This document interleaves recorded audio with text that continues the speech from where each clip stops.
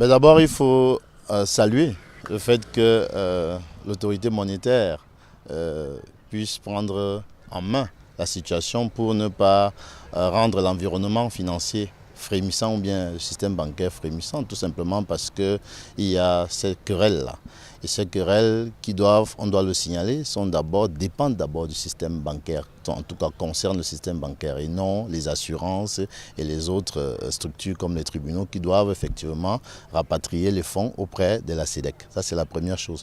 La deuxième chose, c'est que les négociations qui peuvent être entreprises, c'est pour amener un peu moins de tension. Parce qu'il faut savoir qu'il y a une logique de conciliation des intérêts nationaux avec, n'est-ce pas, les objectifs de politique monétaire.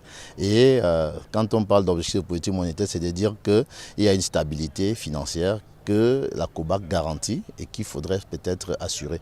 Donc il y a une réglementation interne et qui dépend ainsi, n'est-ce pas, du service public qu'est la Caisse de dépôt et consignation. Parce que c'est ce qu'il faut dire, c'est un service public et donc qui a une sorte de souveraineté de l'État à encourager, à garantir. Maintenant, la COBAC en tant que gendarme vient pour assurer un certain nombre de sécurités pour que justement il n'y ait pas ces déséquilibres financiers parce qu'elle est en charge de la stabilité financière dans la sous-région. Maintenant, si la BEAC intervient, c'est pour ramener un peu les positions à certainement évoluer.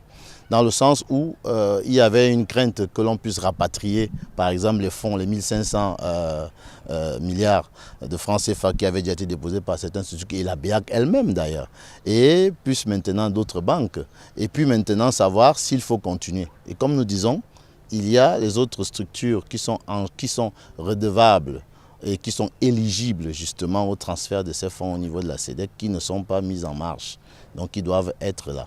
Bon, maintenant, par la suite, ce que la BEAC peut certainement faire, c'est de ramener aussi, à interpeller aussi les gouvernements pour qu'effectivement cette réglementation puisse non seulement être mise en place très rapidement, parce qu'il s'agissait d'un vide juridique qui existait. Ça permet donc d'harmoniser les positions pour éviter en fait que les structures au sein de la CEMAC, au sein de notre communauté, ou bien les États évoluent on va dire en vase clos, c'est-à-dire de façon indépendante. Et ça peut effectivement apporter une sorte de déséquilibre au niveau de notre sous-région, même au niveau de la confiance des investisseurs. Et ça, c'est important. C'est pour ça que c'est important que la BEAC vienne intervenir.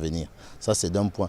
D'autre part aussi, ça permet aussi, n'est-ce pas, de rassurer surtout les banques. Il faudra que les banques soient rassurées parce que la SEDEC n'est pas une banque. Il faut le dire clairement, dans le sens traditionnel de la banque. Elle n'a pas les métiers traditionnels de la banque. La SEDEC est une institution financière étatique qui remplit des missions de service public, qui associe les banques. Les banques devraient plutôt être rassurées de ce que la SEDEC existe parce que tous les virements et autres qui devraient être mis en place, ça va toujours transféré par les banques. Donc c'est les banques qui sont en réalité bénéficiaires justement du fruit de ces différentes transactions. Je ne sais pas pourquoi les banques frémissent, mais c'est en fait ça. Maintenant, il faut user d'ingéniosité et d'imagination au niveau des banques pour pas que les fonds publics soient la garantie justement pour permettre de tourner au sein justement de notre économie. Ça, c'est peut-être le véritable problème que les gens ne disent pas de façon à proprement parler. Mais il faudrait que la plupart des personnes intègrent que c'est un partenaire pour le financement de l'économie et il faut plutôt l'aider à permettre que le financement de certains projets publics soit effectif pour la bonne